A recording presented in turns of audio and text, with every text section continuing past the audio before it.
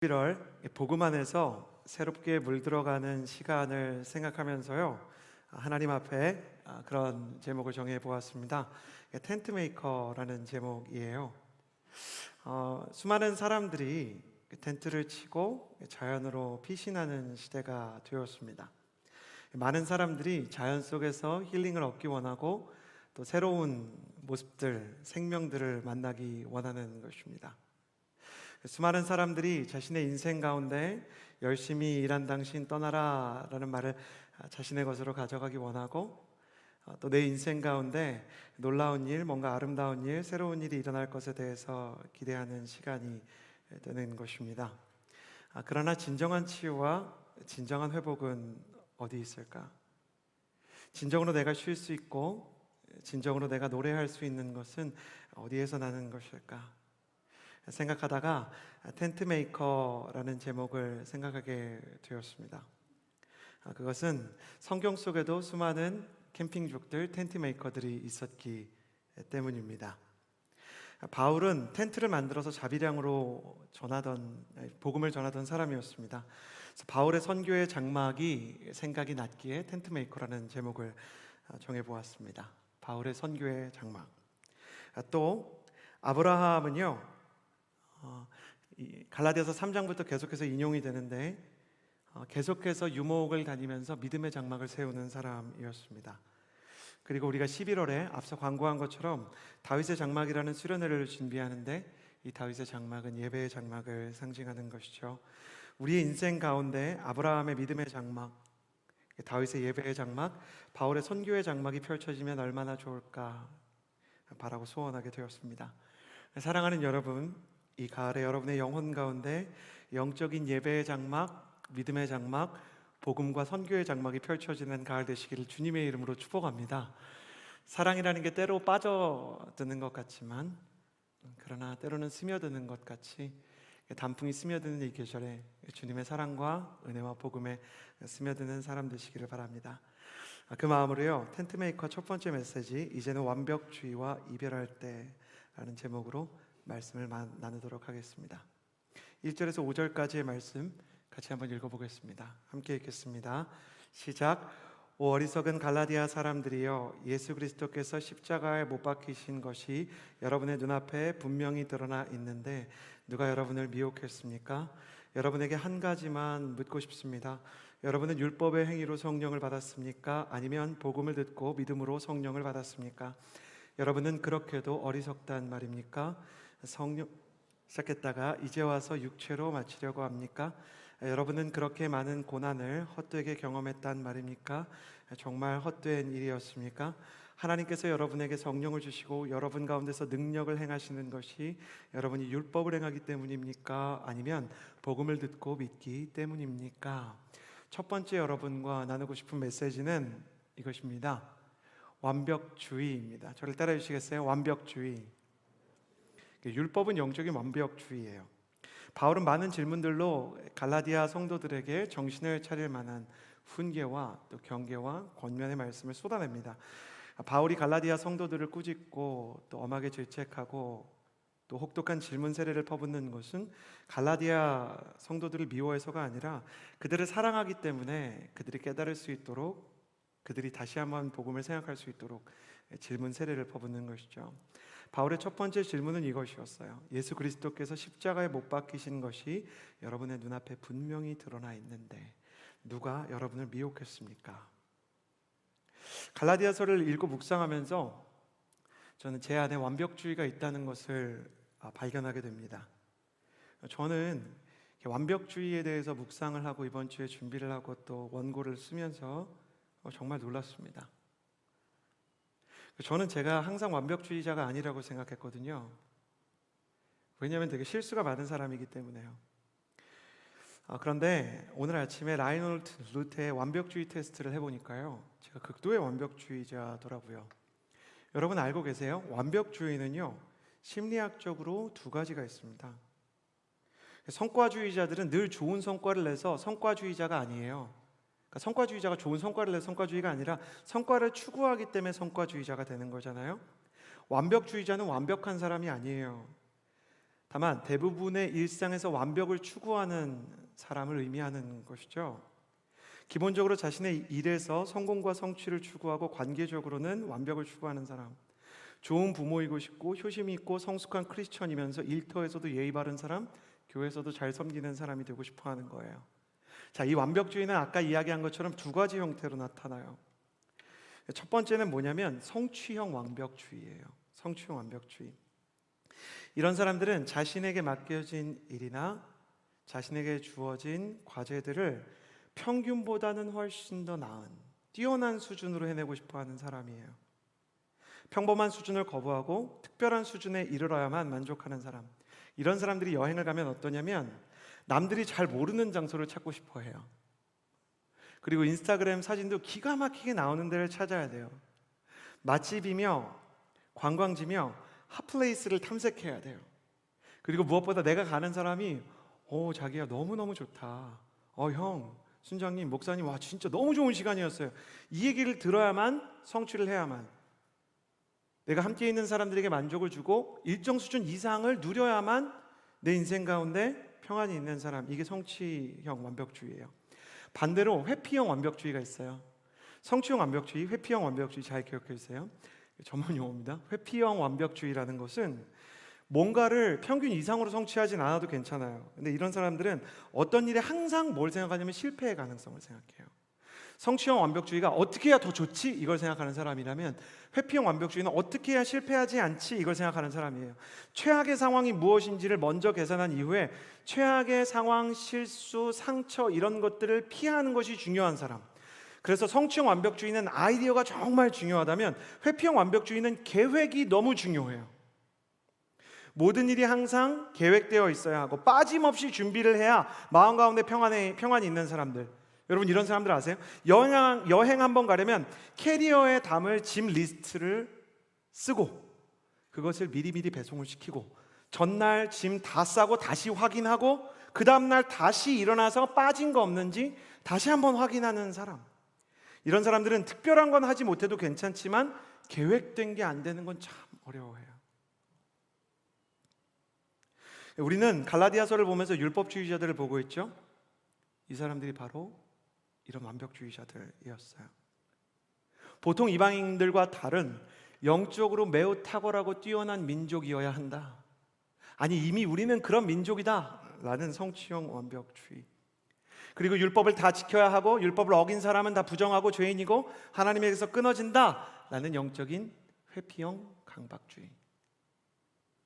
유대교가 그럼에도 불구하고 바른 진리 하나는 알고 있었는데 그게 뭐냐면 율법주의의 바른 진리는 하나님은 완벽한 분이시다 이거예요. 그래요. 하나님은 완벽한 분이시죠. 그런데 유대교가 심각하게 왜곡한 진리도 하나 있었는데 그건 뭐냐면 그러므로 우리도 완벽해야 한다 이거예요. 하나님이 완벽하시니까 하나님은 완벽한 사람 좋아해. 하나님이 깨끗하신 분이시니까 하나님은 깨끗한 사람 좋아해. 지금도 율법주의는 유대교의 이름으로 우리 안에 들어와 있지는 않지만 영적인 완벽주의, 영적인 강박증이라는 이름으로 우리 곁에 남아 있습니다. 성취형 완벽주의자들은 자신에게 맡겨진 예배나 사역에서 보통 사람들보다 훨씬 더 나은 수준의 뭔가를 체험하고 보통 사람들보다 훨씬 열심히 헌신하는 그 무언가 하나님께 기여하는 사람이기 원하는 마음이 있어요. 회피형 완벽주의자들은 그 누구도 나 때문에 상처받지 않길 바라요. 그래서 항상 남의 눈치를 살피고 다른 사람들이 어렵지 않은지를 생각하게 되는 것이죠. 성취형 완벽주의자들은 하나님 앞에 드린 나의 순장으로서의 섬김과 예배팀으로서의 섬김과 목회자로서의 섬김이 제대로 이루어지고 있지 않은 것 같을 때 자꾸만 조바심이 나고 마음이 짜증이 나요. 회피형 완벽주의자적인 그 신앙생활을 가지고 있는 사람은 교회에서 조금 어려운 관계가 있고 누군가 나를 좀 미워하는 것 같으면 힘들어요. 성취형 완벽주의자는 누가 날 미워하는 건 견딜만 한데 내가 좋아하는 사람은 그 사람도 나를 좀 좋아했으면 좋겠어요. 회피형 완벽주의자들은 누가 날 엄청 좋아하진 않았으면 좋겠는데 그 누구도 나 때문에 마음 상하거나 나랑 관계적인 어려움이 없었으면 좋겠는 거예요.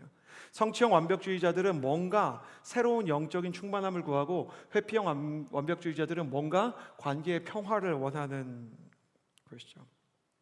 그러나 문제는 하나님이 완벽하시기 때문에 완벽하지 못한 나의 예배를 볼 때 하나님께서 이 예배를 받으시지 않을 것 같은 두려움이 찾아올 때가 있다는 거예요. 율법주의가 영적인 완벽주의와 영적인 강박증으로 발전을 하면 하나님이 완벽하시기 때문에 아울리치든 순모임이든 내가 완벽하게 해내야 될 것 같은 부담감에 짓눌리기도 해요. 하나님이 완벽하시기 때문에 나는 모든 사람과 화평하고 한 영혼도 서운하게 하면 안 될 것 같은 압박감이 찾아와요. 그래서 뭔가 실패하거나 뭔가 무너지거나 뭔가 잘못되면 나 자신에게 실망하거나 아니면 타인을 원망하거나, 완벽주의가 깨어졌을 때 사람은 반드시 자기 자신을 원망하거나 아니면 타인을 원망하는, 누군가에게 파괴적인 마음을 향해 가요. 그리고 내일의 조라는 오래된 만화에서 나오는 것처럼 하얗게 불태워서 잿더미 같은 마음이 가루가 돼요. 나의 예배에 영적인 공든탑이 무너져 버리는 것을 경험하는 것이죠. 그래서 바울은 다시 복음을 상기시키는 거예요. 예수 그리스도께서 십자가에 못 박히신 것이 여러분의 눈앞에 분명히 드러나 있는데 누가 여러분을 미혹했습니까? 왜 이런 얘기를 할까요? 이 완벽주의에 대해서, 그 완벽주의라는 율법주의의 견고한 성을 깨기 위해서 사도 바울은 왜 이 질문을 던질까요? 예수님이 십자가에 못 박힌 거 알죠? 근데 왜 흔들립니까? 라는 말이 무슨 의미일까요? 이건 이런 말이에요. 예수님이 다 하셨죠? 자, 바꿔볼게요. 예수님이 세상에 오실 때 도움 주신 분, 항공권이라도 사주신 분 계시면 손 좀 들어주시겠어요? 예수님이 세상에 오세요. 그러고 이제 항공권 퍼스트 클래스 끊어주신 분 없으시죠? 그러면 예수님께서 십자가를 지실 때 예수님 너무 힘드시니까 중간에 한두 시간이라도 대신 짊어지신 분 계세요? 역시 없으시죠? 아니면 예수님께서 부활하실 때 치유의 은사 같은 게 여러분 좀 있어서 기도해가지고 예수님을 살려내신 분 여기 계세요? 계시면 손 좀 들어주세요. 심층 상담이 좀 필요한데 혹시 계세요? 없으실 거예요. 당연한 얘기지만 우리는 예수님께서 이루신 구원에 도움드린 게 하나도 없는 거예요. 우리가 뭘 잘해서 예수님이 온 것도 아니고, 우리가 기도를 열심히 해서 예수님이 십자가 지신 것도 아니에요. 우리가 의롭고 깨끗해서, 우리가 술 안 먹고 담배 안 펴서, 우리가 혼전순결 지켜서 예수님께서 부활해 주신 게 아니란 말이에요. 예수님이 다 하셨다는 거예요.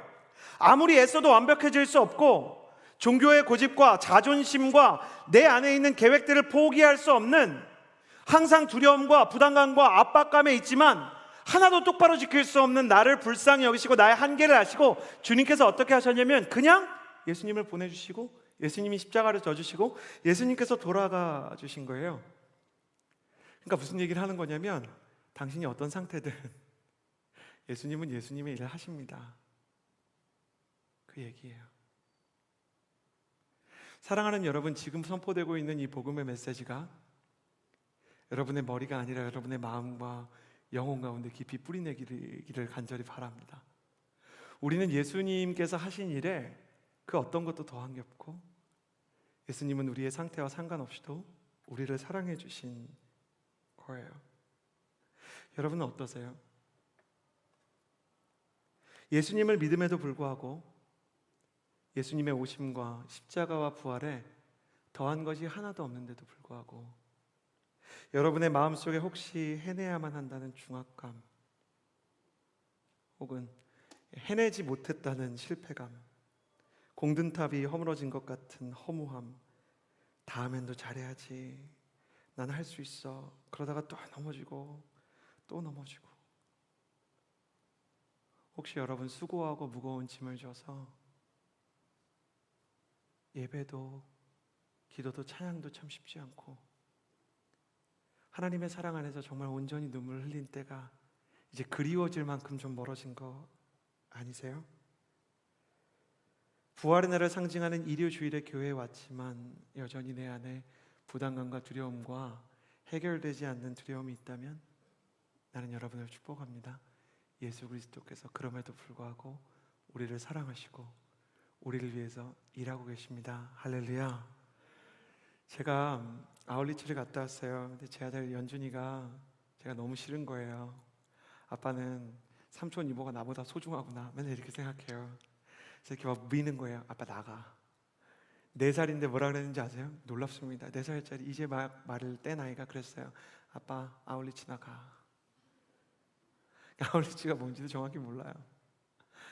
근데 이 아이가 잠들어 있어요. 제가 이제 머리를 쓰다듬으면서 이 아이에게 그 사랑의 고백을 하는 거예요. 연준아, 아빠가 잠들어 있는 아이를 이렇게 쓰다듬으면서, 물론 하나님을 위해서, 교회 삼촌 이모들 신앙을 위해서 선교도 하고 교회 일도 하지. 그렇지만 아빠는 그렇게 교회에서 일을 해서 사례를 받기 때문에 그걸로 연준이 먹을 것도 먹고, 연준이가 세상에서 그 무엇과도 바꿀 수 없는 보물, 포켓몬 카드도 사주고, 성경보다 네가 더 사랑하는 나루토 만화책도 아빠가 사주고, 아빠가 이렇게 다 사주는데 아빠가 네 눈에 안 보일 때 널 위해 일하고 있는 걸 좀 믿어줄 수 없을까? 그래서 기도하는데요, 하나님도 그러시는 거예요. 그래, 어떤 때 너무 부담감이 심해서, 너무 두려움이 많아서, 너무 압박감이 커서 완벽하지 못한 스스로를 보고 실망하고 좌절해서 하나님은 뭐라고 계실까? 난 이렇게 괴로운데 라고 생각할 때 하나님께서도 제게 그렇게 말씀하시더라고요. 그래, 이 목사, 모든 아버지들이 보이지 않을 때 자녀를 위해 일하듯이 나도 너희 눈에 보이지 않을 때 너희를 위해서 일하고 있어. 우리가 어둠 중에 있을 때 역사 속에 예수 그리스도께서 그냥 마을 구유에 임하신 것처럼, 마을 구유에 예수님이 와도 그분을 통해 구원받을 사람들이 전혀 알지 못했던 것처럼, 주님께서는 일하시지 않는 게 아니라 내가 주님의 일하심을 보지 못하는 것입니다. 사랑하는 여러분, 예배 가운데 날 위해 일하시고 날 위해 예수 그리스도의 복음의 문을 여시는 그 하나님의 사랑과 은혜와 복음이 믿어지고 여러분의 영혼 가운데 스며들게 되는 역사가 성령님을 통해 이 시간 주어지게 되기를 주님의 이름으로 축복합니다. 주님께서 우리를 위해서 일하고 계세요. 그래서 이 영적인 완벽주의 율법에서 벗어나야 된다 얘기하는 거예요. 그러면 우리는 어떻게 영적인 완벽주의 이 율법과 멀어질 수 있을까요? 6절에서 9절까지의 말씀을 같이 한번 읽어보았으면 좋겠어요. 같이 읽어볼까요? 시작. 이와 같이 아브라함도 그가 하나님을 믿었더니 이것이 하나님께 의로 여겨졌다고 했습니다. 그러므로 여러분은 믿음에서 난 사람들이 바로 아브라함의 자손임을 아십시오. 성경은 하나님께서 믿음으로 인해 이방 사람을 의롭다고 인정하실 것을 미리 알고 먼저 아브라함에게 복음을 선포했습니다. 모든 이방 사람이 내 안에서 복을 받을 것이다. 그러므로 믿음에서 난 사람들은 믿음이 있는 아브라함과 함께 복을 받습니다. 아멘. 여러분, 율법이 영적인 완벽주의라면 두 번째 메시지는 이것이에요. 저를 따라해 주시겠어요? 믿음은, 조금만 더 믿음을 가지고, 믿음은 완벽주의와 이별하는 것이다.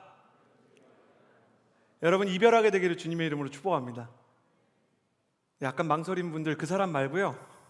자, 완벽주의와 이별하게 되기를 주님의 이름으로 축복합니다. 바울은 창세기를 인용해요. 창세기 15장 6절에 아브라함이 여호와를 믿었습니다. 그래서 여호와께서, 하나님이요, 아브라함의 그런 믿음 때문에, 아브라함의 믿음 때문에 그를 의롭게 여기셨다라고 얘기해요. 저는 어린 시절에 아브라함, 대단하다 진짜, 이렇게 생각했어요. 클래스가 달라요. 얼마나 제대로 믿었으면 하나님이 의롭게 여기셨을까. 성경에서 의롭다는 말은 하나님이 원하는 수준에 이르렀다는 말이에요. 여러분, 국가대표 수준 지금 열심히 하면 될 수 있어요? 지금부터 열심히 우리가 피겨스케이팅 타면 김연아 될 수 있습니까? 지금부터 우리가 열심히 축구하면 허커가 다시, 허브 축구팀이 다시 개막전을 할 날만을 사실 마음속으로 기다리고 있는데, 제가 열심히 하면 메시 나옵니까? 우리 중에 누가 물리학을 열심히 공부하고 천체 물리학에 아주 그 조예가 있어서 최선을 다하면 스티븐 호킹이 됩니까? 우리는 월드 클래스도 될 수가 없어요. 근데 의롭다, 하나님이 원하는 수준에 이르렀다. 아브라함의 클래스는 진짜 놀랍잖아요. 근데 나이가 들수록 이 말씀이 이상하게 느껴지는 거예요. 자, 15장에서 하나님이 아브라함의 믿음을 의로 여기셨다 말씀하셨잖아요. 근데 16장에서 아브라함이 뭔 일을 하냐면 사라가 아니라 사라의 여종 하갈에게서 이스마엘을 낳았어요. 여러분, 나 말고 다른 여자를 통해서 아들 낳는 사람 어떠세요? 나 말고 다른 남편 통해서 아이를 낳는 아내가 있다면 여러분 어떨 것 같으세요? 이게 말이 됩니까?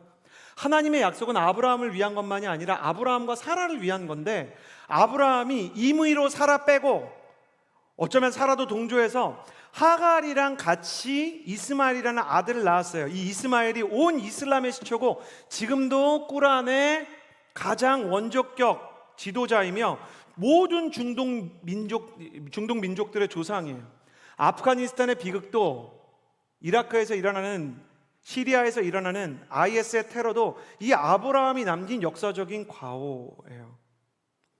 한 장 더 넘어가면 17장, 하나님이 직접 나타나셔서 내년에 아이를 주겠다 그랬거든요.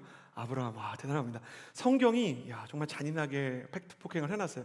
아브라함에게 하나님이 내년에 99세 때 나타나셔서 내년에 너 아이를 할 거야. 근데 아브라함이 엎드려서 얼굴을 땅에 대고 웃었대요. 그러니까 얼굴 들고 웃으면 혼날 것 같잖아요. 무슨 말인지 알겠죠? 하나님 지금 말씀하시는데 얼굴 들고 웃으면 혼날 것 같잖아요. 그러니까 얼굴을 숙이고 웃으면서 내가 노인인데 그런 일이 있을까 생각하는 거예요. 이게 뭐예요? 아멘 하지만 무슨 얘기인지 모르겠는 거예요. 어떤 때 저도 MC라 가지고 옛날에 목사님이 설교하면 여러분이 앉은 그 자리에서 졸다가 목사님이 축복합니다 그러면 아멘 했어요. 근데 뭐에 아멘 했는지 모르겠어요. 무슨 말인지 아시겠죠? 아브라함이 무슨 믿음이 있다는 거예요? 아주 건방진 사람이에요. 태도가 잘못됐어요. 선택도 잘못됐죠.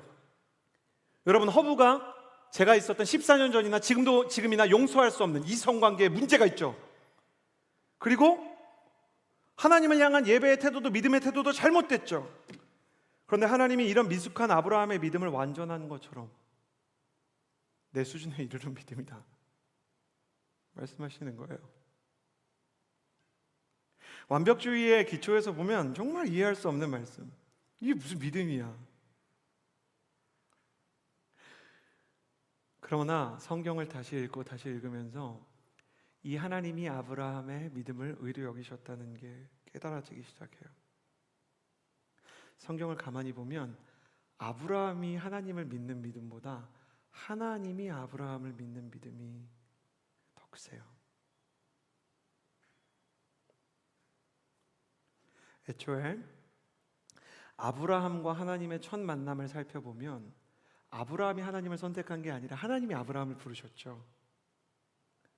너는 믿음의 조상이고 복의 근원이고 너를 통해서 천하 모든 민족이 복을 얻고 구원을 얻을 거라고 주님 말씀하셨잖아요. 그러니까 주님이 그냥 일방적으로 선택해 준 거예요. 자, 잘 생각해 봐요. 선택을 한다는 건 뭐예요, 여러분? 가치가 있다는 거예요. 자, 도와드릴게요. 이해가 되게. 성령님이 오늘 잘 알려주셨어요. 자매 여러분, 결혼 앞두고 있는데 예비 시어머니가 얘야 뭐든지 좋으니 명품 가방 중에 정말 뭐든지 괜찮은데 딱 하나만 사줄게. 그러면 보이는 거 막 찍겠어요? 그냥 매대에 있는 거 찍겠어요? 명품 가방 뭐든지 좋아, 딱 하나만 네가 원하는 거 사줄게. 시험하는 거 아니야. 진짜 아무거나 하나 사줄게. 형제 여러분, 직장에 취업을 하는데 아버지가 차를 하나 사주시겠대요. 뭐든 좋은데 딱 하나래요. 그럼 아무거나 사겠어요? 우리 아버지가 아주 부유하시다면, 우리 시어머니가 아주 부유하시다면, 정말 나를 사랑한다는 확신이 있다면 여러분 아무거나 사시겠어요? 고민하느라 몇 날 며칠이 지나가지 않겠어요? 중요한 선택일수록 내가 선택을 할 때 뭐가 내게 가장 좋은 건지, 나한테 뭐가 어울리는지, 뭐가 가치 있는 건지 따지고 생각해요. 가방이 아니라, 차가 아니라 아예 결혼할 사람을 하나님이 나타나서 누구든 좋은데 네가 지목하면 네 것이 될 것이다. 할렐루야. 그런 일이 일어나서 한 명이다 그러면 지금 내가 좋아하는 그 오빠도 다시 생각하게 돼요. 무슨 말인지 알겠죠? 저놈일까? 복잡하잖아요. 딱 한 번 하나님이 기회를 주신다면 너무 행복한 상상이죠? 찍으면 믿게 된다. 그런 일이 역사상 있었는지 모르겠지만 저희 아내가 이거 너무 신나게 설교하지 말라 그랬는데 이미 저는 결혼을 했기 때문에. 자, 그러면 우리가 안 망설이시겠어요?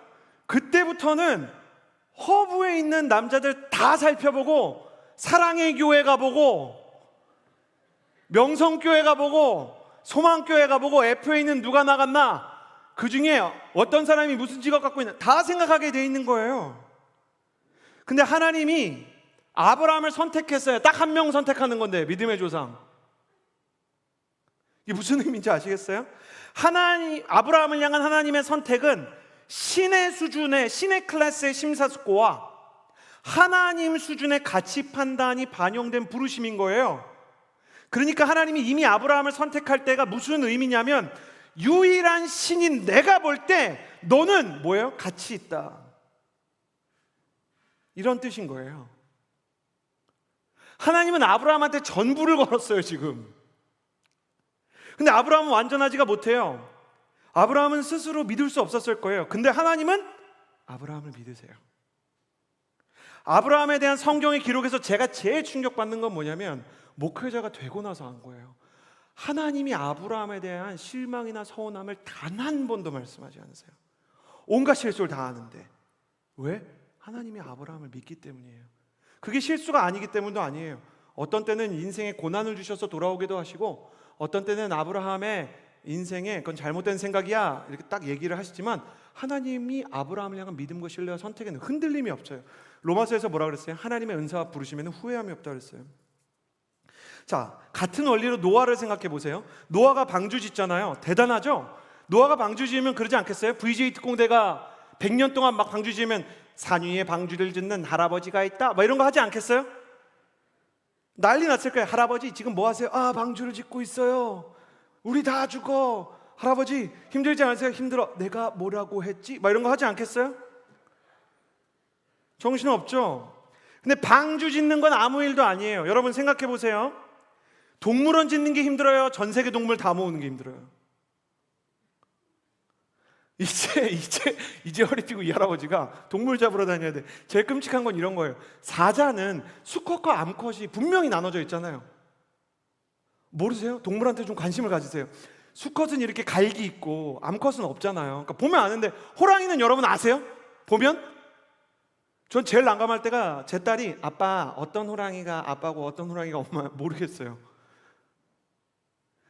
노아 할아버지가 열심히 돌팔매질 해가지고 호랑이 잡았어. 두 번째 잡았는데 아뿔싸 여러분이 또 형제야.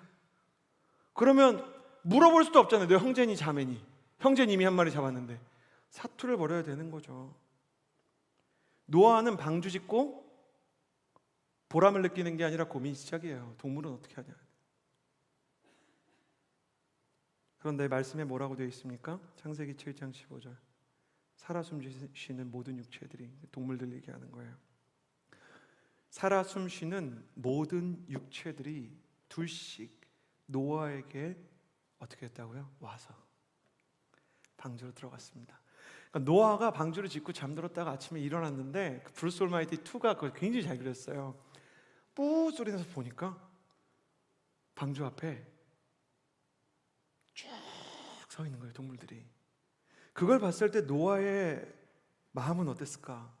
동물을 안 잡으러 가도 된다는 안도감보다 하나님이 다 생각이 있었구나, 그런 생각이 들지 않았겠어요? 노아가 잡아온 게 아니라 동물들이 노아에게 온 거죠.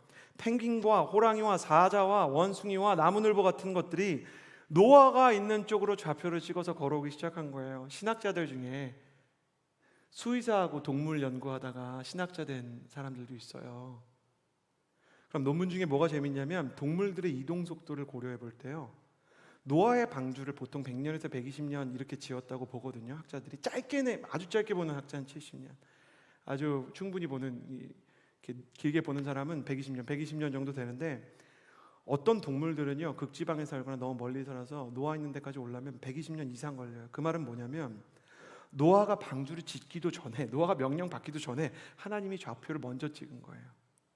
그러니까 하나님은 뭐냐면 노아가 순종하기도 전에 노아를 믿어주셨어요.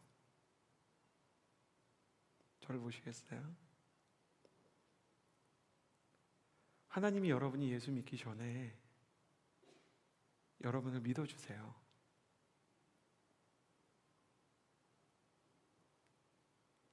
이게 정말 믿어줬으면 좋겠어요. 하나님이 우리가 하나님을 믿습니다 라고 말하기 전에 나를 믿어주세요. 내가 나를 믿을 수 없고 내가 가치 없다고 생각될 때 하나님이 너는 가치 있다라고 선언해 주세요. 나를 향한 하나님의 믿음을 아는 게 믿음이에요. 나를 향한 하나님의 가치 선언을 믿는 게 믿음인 거예요. 내 감정과 경험과 생각은 내가 가치 없다고 말해요. 내가 그 사람과 헤어졌기 때문에 그 학교를 못 들어가고 그 직장에 못 들어갔기 때문에, 내가 돈을 그만큼 못 벌었기 때문에, 내가 집이 없기 때문에, 내가 건강하지 않기 때문에, 내가 살을 빼지 못했기 때문에 내가 가치 없다고 얘기해요. 근데 주님은 아니야, 내가 너를 지명하여 불렀나니 너는 내 것이다 라고 말할 때 너는 가치 있다 얘기해요. 이 중에 전날 밤에 과음하고 온 분 계세요? 환영합니다. 웰컴 홈. 여러분의 상태와 상관없이 주님이 여러분 사랑하세요. 여러분 누구 미워하는 상태로 있으세요? 지금 설교를 들으면서도 아무것도 들리지 않으세요? 여기 앉아 있는 것만으로 주님께서 여러분을 너무 가치 있게 여기시는 거예요. 그러니까 사랑하는 여러분, 믿음도 내 것이 아니라 하나님의 것인 거예요. 나보다 나를 더 아시는 주님, 나보다 나를 더 믿으시는 주님, 나보다 나를 더 사랑하시는 주님 때문에 내가 그분의 사랑에 전염돼서 그분의 믿음에 전이 되어서 그분이 나를 아시는 그 가치 판단에 동의하게 되어서 그분을 따르게 되는 거예요. 하나님이 나보다 나를 더 사랑하시기 때문에 내가 하나님을 사랑하고 하나님이 나보다 나를 더 믿으시기 때문에 내가 이제 하나님을 믿게 되는 것이죠. 우리의 믿음은 여전히 아브라함처럼 완전하지 않고 좌충우돌하고 이리로 저리로 흔들리고 내가 나를 볼 때는 완벽주의 개념에서 볼 때는 부담감이 느껴지고 내 인생에 두려움이 있고 압박감이 있어요. 하나도 제대로 하는 게 없어. 순장도 제대로 하는 게 없고 예배도 제대로 드리는 게 없고 사람 하나 제대로 똑바로 챙기지 못하는데 하나님이 그냥 나를 가치 있다 얘기하세요. 괜찮아. 나는 너를 선택했고 내가 원하는 수준으로 너를 이끌어 줄 거야. 서울 마포구 합정동에는 세계적으로 유래가 드물게 개신교의 성지인 양화진 외국인 선교사 묘원과 한국 천주교의 성지인 절두산 순교 성지가 위치하고 있어요. 개신교와 가톨릭의 성지가 같이 있는 것이죠. 그것은 흥선대원군이 그곳 그 언덕에서 그 산에서 1만 명의 천주교인과 개신교 선교사들, 개신교인들의 목을 베었기 때문이에요. 그래서 산 이름이 끔찍해요. 뭔지 아세요? 절두산이에요. 머리를 자른 산이다. 그런데 학교의 수업 때문에 교단과 종파가 다르지만 그곳 가톨릭 성지인 절두산 순교 성지에 들어갔을 때 다른 모든 것은 저에게 감동을 주지 못했는데 고 김수환 추기경의 친필로 쓴 현판 하나가 제 마음을 강타했어요. 거기에는 짧게 한 문장이 써 있었죠. 그리스도는 당신만을 믿습니다. 그리스도는 당신만을 믿습니다. 예수님, 저 믿지 마세요. 나도 나를 못 믿는데 왜 저를 믿으세요? 내가 하나님 믿는 거야 해야 될 일 같잖아요. 하나님이 날 믿으신다니까 너무너무 속상한 거예요. 저한테 기대하지 마세요. 제가 신앙 버리겠다는 게 아니라 저는 안 될 놈이에요. 그런데 저는 거기서 이 모든 노아와 아브라함이 떠올랐던 기억이 있습니다. 하나님이 나를 믿으시고 나를 이끄시고 포기하지 않으시겠구나. 여러분, 이것은 정말 하나님의 메시지입니다. 그리스도 예수님은 당신을 믿으시고 당신을 포기하지 않으시고 당신의 상태와 상관없이 당신의 완벽함과 상관없이 당신이 가치 있다고 말씀하십니다. 그렇기 때문에 우리는 그분의 믿음으로 인해 이제 완벽주의와 이별할 때가 온 것입니다. 완벽하려고 애쓰는 게 아니라 나를 믿으시는 주님의 믿음을 알게 해달라고 기도하세요. 가치 있어지려고 애쓰는 게 아니라 가치 없는 나를 가치 있게 여기시는 그 주님의 신의 시선을 내가 느끼게 해달라고 기도하세요. 그리고 주님 바라보면서 주님께서 내게 원하시는 믿음이 무엇인지 조금씩 나를 변화시켜 달라고 기도하세요. 그러나 우리의 믿음은 그럼 아브라함처럼 연약했는데 어떻게 점점 성장할 수 있을까? 아브라함이 연약한 믿음이었는데 끝내 이삭을 바치는 수준의 믿음까지 성장하고, 노아도 방주를 지을 때 어려웠지만 폐허가 된 세상 속에서도 망설임 없이 예배를 드리는 수준의 믿음으로 나아갔다면, 어떻게 연약한 믿음, 완벽하지 않은 믿음이, 완벽하지 않은 상태로 계속 있으면 안 되잖아요. 전에 여러분과 나눈 것처럼 하나님은 있는 그대로 우리를 사랑하시긴 하는데 있는 그대로 우리를 내버려 두시기를 또 원치 않는단 말이에요. 제가 제 아들과 제 딸을 있는 그대로 사랑하는데, 제 아들과 딸이 이렇게 걸음마를 시작할 때 이렇게 일어났다가 넘어져도 기저귀를 이렇게 꿍 찍어도 그냥 너무 귀엽잖아요. 예뻐요. 넘어지는 장면이 이렇게 크게 다치지 않으면 꿍 이렇게 엉덩이 찍는 장면이 오히려 귀여워요. 할 수 있어 하는데 얘가 30살이 돼도 기저귀 차고 이렇게 꿍 하고 있으면 그때부터 안 귀엽죠. 그러니까 어느 부모가 있는 그대로 자식을 그때도 사랑할 수야 있겠지만 그 모습을 보면서 정상이라 생각하겠어요. 우리가 연약한 믿음이 있는데 하나님이 원하시는, 하나님이 믿는 가치를 향해 완벽해지는 게 아니라 성장하는 방향을 가지려면 뭐 어떻게 해야 되느냐, 이대로 머무르지 않으려면 하나님의 계획은 내 모습 이대로 연약한 게 끝이 아니라 정말 우리를 성장시키고 새롭게 하시는 거라면, 그러니 이제는 완벽주의가 아니면서도 성장하는 길에 대해서 사도 바울이 제시를 하는 거예요. 이해가 되시죠? 율법은 완벽주의고 믿음은 완벽주의 없이도 하나님이 널 사랑한다는 거고, 그러나 완벽할 수 없지만 성장할 수 있는 믿음은 어떻게 주어지는가? 이게 세 번째 메시지인 거예요. 13절에서 14절까지의 말씀 같이 한번 나누면 좋겠어요. 같이 한번 읽어볼까요? 시작. 그리스도께서는 우리를 위해 저주를 받으시고 율법의 저주에서 우리를 구속해 주셨습니다. 기록되기를 나무에 달린 사람마다 저주를 받았다라고 했기 때문입니다. 이는 아브라함의 복이 그리스도 예수 안에서 이방 사람에게 미치게 하고 우리도 믿음으로 성령의 약속을 받게 하기 위함입니다. 아멘. 자, 저 완벽주의와 이별하는 마지막 메시지 저를 따라해 주시겠어요? 성령님은 완벽하지 않아도 되는 이유가 되신다. 완벽하지 않아도 되는 이유가 되신다. 자, 예수님의 십자가와 부활을 통해 열린 예수 그리스도의 십자가와 부활이 구원의 문이라면 하나님의 믿음을 통해서 우리에게 전염되는 믿음이라는 것은 그 구원의 문을 여는 열쇠예요. 예수님의 십자가 구원의 문이고 믿음으로 그 문을 여는 것이죠. 구원의 문도 구원의 열쇠도 모두 주님께서 만드셔서 우리에게 주세요. 근데 복음은 여기서 끝나지 않아요. 구원의 문과 열쇠를 찾을 수 있도록 우리를 도와주시고 동행해 주시고 구원의 문을 열 수 있도록 용기를 주시고 그 구원의 문을 열고 치유와 평안과 비전의 집으로 함께 들어가는 분이 계신데 그분이 누구시냐면 성령님이신 거예요. 두 손을 가슴에 얹고 저를 따라서 스스로에게 이렇게 기도해 주시겠어요? 성령님, 내 인생에 와주옵소서. 내 관계 가운데 와주옵소서. 나의 예배 가운데 와주옵소서. 성령님이세요. 예수 그리스도의 십자가는 우리의 옛사람을 죽이고 죄가 우리를 지배하던 시간에 종지부를 찍습니다. 예수 그리스도의 부활은 우리에게 새 생명을 주고 주님의 관점과 주님의 사랑을 깨닫게 합니다. 그리고 부활하신 예수님께서는 여기에서 멈추지 않으시고 성령을 보내주세요. 왜 성령을 보내주시는가? 예수님께서 이루신 구원은 이미 우리의 것이 되었지만 그 구원 안에서 그 구원의 능력으로 살아가고 예수님을 닮아가는 건 시간이 걸리기 때문이에요.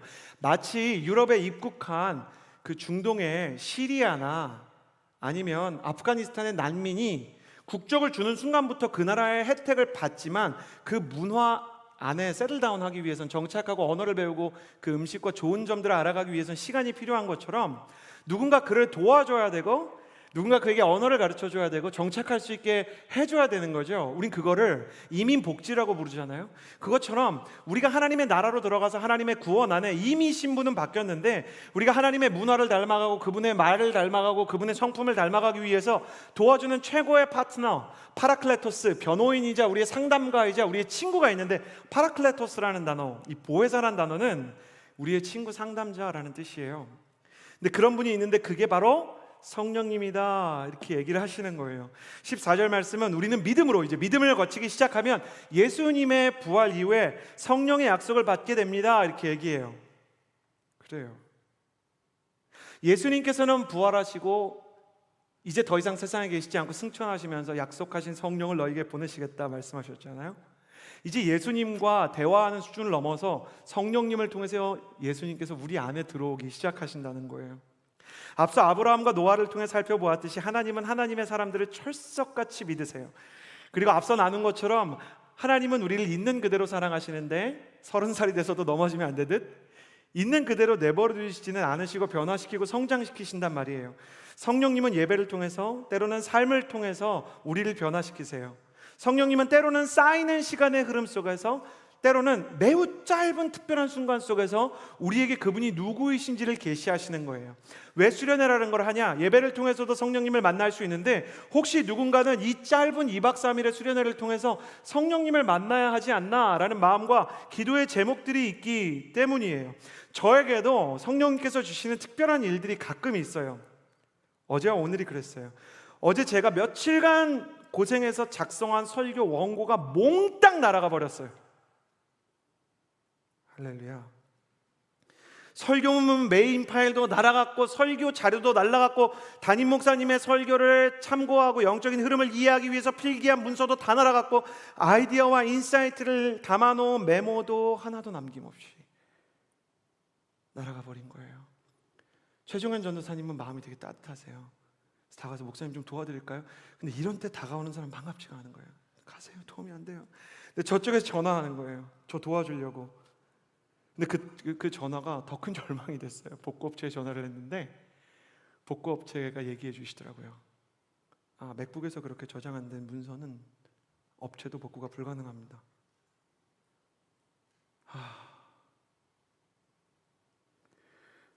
설교문을 준비하려고 집으로 돌아와서 제 방 책상에 앉았을 때 어젯밤에 주님이 말씀하시는 거예요. 그래, 기왕 이렇게 된 거 다시 쓰자. 이상하게도 과거 같으면 좀 생각이라도 날 텐데 너무 완벽하게 썼던 원고들이 기억이 잘 안 나는 거예요. 이리로 저리로 엉켰고 내가 무슨 생각을 했고 뭘 썼는지가 이상하게 기억이 안 나요. 근데 거기서 그래 새로 쓰자 하는데 저는 정말 제 귀를 의심할 만한 하나님 성령님의 음성을 들었어요. 매우 명확했어요. 설교 준비하지 말아라. 네? 저는 잘못 들었나 생각했어요. 설교 준비하지 말아라. 저는 영문을 알 수가 없는 거예요. 내일이 예배인데 저는 성격상 설교문 초안이 작성되지 않은 상태에서 도저히 잠자리에 누울 수 없는 사람이에요. 근데 주님이 성령님을 통해서 계속 말씀하시는 거예요. 설교 너가 하니? 아니면 내가 하니? 내가 성령인데 내가 설교하니? 아니면 목사가 설교하니? 잘하. 그래도 주님 원고가 지금 초안도 없는데요? 개인적으로는 불안하고 목회 윤리적으로는 옳지 않은 것 같아요. 거기다 저는 정말 성격이 필사적인 성격이에요. 성취주의적 완벽주의와 회피주의적 완벽주의가 제 안에 막 있는 사람이에요. 기왕 날아간 원고 차라리 어떤 스타일이냐면 이 감정은 뒤로 하고 잊고 열심히 밤을 지새워서 준비를 해야 되는 타입이다. 들어올 때 이미 몬스터를 2캔 샀어요. 그런 제게 성령님이 계속 자라, 누워라 말씀하시니까 그래서 목회자가 어떻게 버텨요? 여러분 하나님의 음성 어떤 때 하나님 정말 말씀하고 싶을 때 반복해서 말씀하세요. 거의 이 수준이에요. 아빠 해봐 아빠. 이 수준으로 계속 말씀하세요. 자라, 누워라. 그러니까 제가 누웠어요 억지로. 그러나 저는 필사적인 성격이었어요. 누워서 눈을 감고 오늘 본문 갈라디아서 3장을 묵상하면서 어떻게 하면 좋을지 머릿속으로 설교를 쓰기 시작하는 거예요. 뭔지 아시겠죠? 머릿속으로. 그리고 자꾸만 하나님을 말도 안 돼 속이고 핸드폰에다가 잠깐이라도 적고 싶은 마음 가득한 거예요. 근데 희한하게 그렇게 하고 그렇게 하다가 막 마음속으로 설교를 쓰는데 성령님이 갑자기 잠들게 하시더라고요. 잘하면 자라. 힘겹게 주님과 씨름을 하다가 결국은 잠이 들었어요. 아침이 되었을 때, 오늘 아침이에요. 일어나자마자 주님이 설교 제목을 주시더라고요. 지금 여러분이 듣고 계시는 이 메시지, 이제는 완벽주의와 이별할 때. 이른 아침에 주님께서 직접 일어나자마자 이렇게 쓰면 된다. 이제는 완벽주의와 이별할 때야. 교회로 오면서 느낀 마음을 뭐라고 표현해야 될지 울컥한 것도 아니고 신기한 것도 아니었어요. 지금 돌아보니까 그 마음은 세상이 줄 수 없는 그 평안인 것 같아요. 차를 타고 오는 동안에 주님께서 오늘 메시지를 하나하나 다 이렇게 쓰면 된다 알려주시는 거예요. 부끄럽게도 운전하면서도 전 어땠을까요? 잊어버리면 안 돼, 잊어버리면 안 되고 어디다 써야 돼. 주님이 안 그래도 된다 또 마음을 주시고, 그럼 주시고 그럼 저는 또 평안해지고 도착해서 앉아서 설교를 쓰는데 저 유명하거든요. 이게 설교 쓸 때 건드리면 안 되는 사람이에요. 저 사무실에서 유명합니다. 이서진 목사님 설교 쓸 때 가까이 가면 안 좋아한다. 근데 웃으면서 이렇게 설교를 쓰고 흥얼거리면서 쓰는 거죠. 오해하지 마세요. 다른 때보다 이번 주에 제가 뭘 특별히 잘한 게 하나도 없습니다. 기도를 더 많이 한 것도 아니고 죄를 덜 지은 것도 아니고 사랑을 더한 것도 아니에요. 그러나 성령님께서는 저와 여러분 우리 모두 허브를 사랑하셔서 말씀을 깨닫고 선포하는 일의 주도권이 그냥 성령님께 있다는 것을 저를 통해 알게 해주시려는 것뿐이셨어요.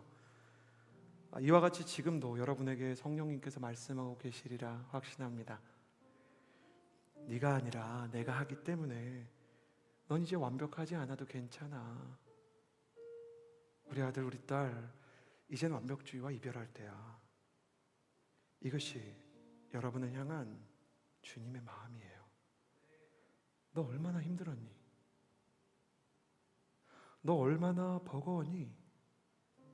너 얼마나 너 자신을 보면서 괴로웠니? 사람들이 부모가 널 알아주지 못하고 너 자신이 너를 보면서 실망해서 얼마나 많이 넘어졌니? 괜찮아. 이제부터 내가 책임지고 내가 인도할 거고 아브라함과 노아처럼 내가 널 그대로 두지 않고 알아서 다 이끌고 갈 거야. 그 성령님의 사랑의 품 안에서 그분과 동행하는 시간 속에서 우리는 복음을 배우고 복음을 경험하고 복음대로 살게 돼요. 완벽하지 못한 나, 부족하고 못난 내 능력, 깨어진 과거, 거듭된 실패, 지워지지 않을 것 같은 내 인생의 상처, 부족한 능력 아무것도 우리를 흔들 수 없을 거예요. 왜냐하면 주님께서 나를 위해 십자가 지셨고 나와 상의 없이 세상에 오셨고 내가 잘한 거 없이 부활하셨고 성령을 약속하셨고 나를 선택하셨고 내가 가치 있다 하셨고 나를 완성하시겠다고 선언하시기 때문이에요. 나는 믿어요. 믿는 자에게 약속하신 성령님 때문에 우리는 절대로 이전과 같지 않을 것입니다. 이 사실을 성령님의 임재를 통해 경험할 수 있는 여러분 되길, 성령님 때문에 완벽주의를 이겨낼 수 있는 여러분이 되길 기도합니다. 함께 우리 성령님을 찬양하며 노래할까요? 오늘 이곳에 계신 성령님, 우리에게 말씀하시고 우릴 가르치소서. 닫힌 우리 마음 열어주시고 주의 빛으로 밝혀 우릴 인도하소서. 오늘 이곳에 계신 성령님, 우리에게 말씀하시고 우릴 가르치소서. 닫힌 우리 마음 열어주시고 주의 빛으로 밝혀 우릴 인도하소서. 주님보다 앞서지 않고 겸손하게 주님의 말씀 기다리니 주님 손에 우릴 드립니다. 사랑으로 도와소서. 오늘 이곳에 계신 성령님, 오늘 이곳에 계신 성령님, 우리에게 말씀하시고 우리를 가르치소서. 같이 우리 마음 열어주시고 주의 빛으로 밝혀 우리를 인도하소서. 주님보다 앞서지 않고 겸손하게 주님의 말씀 기다리니 주님 손에 우리 드립니다. 사랑으로 인도하소서. 주님보다 앞서지 않고 겸손하게 주님의 말씀 기다리니 주님 손에 우리 드립니다. 사랑으로 인도하소서. 창조하신 모습 떠난 우리를 창조하신 모습 떠난 우리를 예수님답게 빚으소서.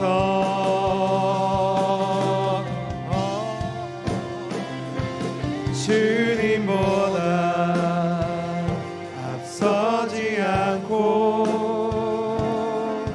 겸손하게 주님의 말씀 기다리니 주님 손에 우리 드립니다. 사랑으로 인도하소서. 가슴에 손을 얹고요. 하나님, 나는 누군가보다 더 잘하지 못하면, 보통 수준보다 더 뛰어나지 못하면 어려운 성취형 완벽주의자예요. 난 정말 너무 잘하고 싶어요. 실수하고 싶지 않아요. 또 나는 실패와 실수와 갈등이 너무 두려운 회피형 완벽주의자예요. 그러나 완벽주의자인 예배, 완벽주의자의 믿음, 완벽주의자의 신앙이 아니라 내가 연약하고 내가 부족할 때 나를 믿으시고 나를 사랑하신 그분의 믿음을 따라 성령으로 나를 서서히 변화시키시는 하나님, 그 안에서 참 자유와 주님이 나를 이끄신다는 믿음을 가질 수 있게 해주세요. 내 안에 완벽주의가 깨어지고 성령의 충만을 경험하게 해주세요. 우리 그렇게 같이 기도하며 나아갑시다. 기도하겠습니다.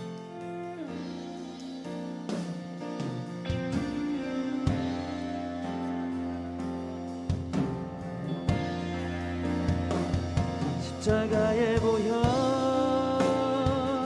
완전하신 사랑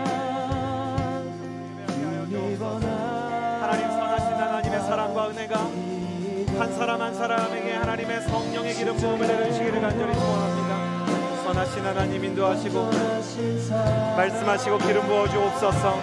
선하신 주님의 은혜와 선하신 주님의 사랑이 그 성령의 기름 부으심이 한 사람 한 사람을 새롭게 하는 것을 경험하게 하여 주옵소서. 자격 없는 나임이 아니라 성령 하나님의 믿음과 하나님의 거룩한 부르심 안에서 우리가 조금씩 완성되고 그 시간과 하나님의 때에 따라 당신의 은혜와 하나님 나의 의와 상관없이 주어진 그 십자가의 공로로 우리가 그 모든 사실을 얻을 것을 믿습니다.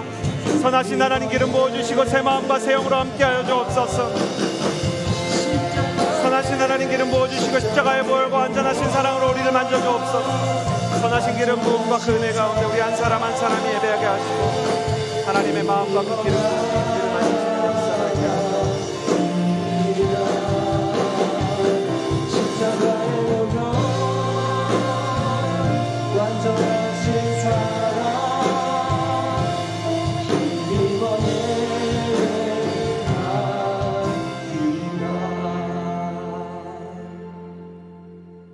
완벽주의자들의 세상과 성취와 회피 속에 방황하는 청춘들 마음속에 유대교의 율법은 아니어도 종교적인 완벽주의와 영적인 강박증으로 시달리는 이 시대에 하나님, 완전하지 않은 자를 불러 의롭다 하시고 믿음 주신 그 예수 그리스도의 구원과 하나님의 선택, 성령의 동행, 그 복음을 경험하게 하시고 예수님의 십자가와 부활을 통해 주어진 성령의 약속을 믿고 하나님께서 일하실 때에 나 자신을 드리게 하여 주옵소서.